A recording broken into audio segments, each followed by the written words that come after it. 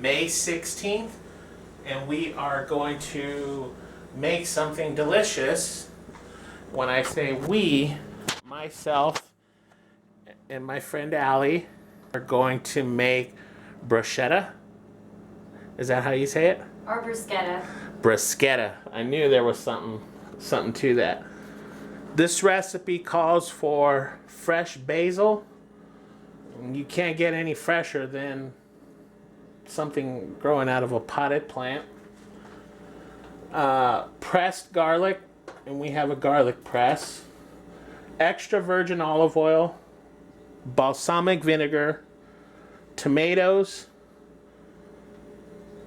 a baguette. We have some fresh Parmesan that we can grate to top it with, and somehow we're going to implement in this dish fresh mozzarella. So stay tuned. What do you think, Allie? I think it's going to be delicious.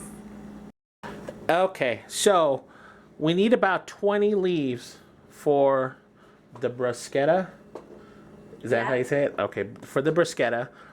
And the place that I purchased this basil plant from told me that if I trim the leaves, the other leaves will grow back, so I can almost indefinitely keep this plant going.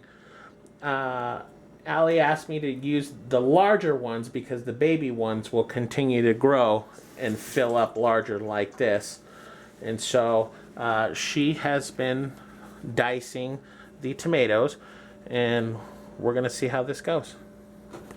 All right, so what we do for the garlic press, obviously you take the rind or the skin off of the garlic clove, chop the ends off, place that in there, and then you will just press the garlic, and the actual garlic pieces will push through the bottom, and the part that is remaining in the press, you want to wash that out and get rid of it, because that is not what you want.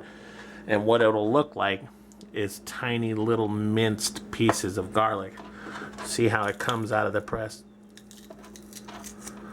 That's the actual garlic that you will use. And Allie has found a way to use the fresh mozzarella. She is dicing that and putting that in with the bruschetta. Okay, so we have diced or cut, and Allie was nice enough to toast in that toaster over there these baguettes, but from what I understand from her now, these are no longer. They're technically called probably crostini, and it's just a nice way to enjoy the bruschetta, just because it gives that kind of tactile crunch to it. It also alters the flavor a little bit. One good thing that you can do with it, if you wish, is brush it slightly with olive oil to give it a fuller flavor when you put the bruschetta on it. Cool.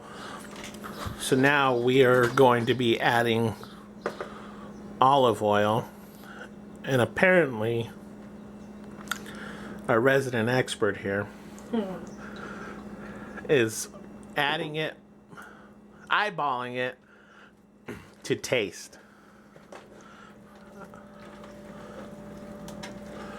And then we will add some salt to it and some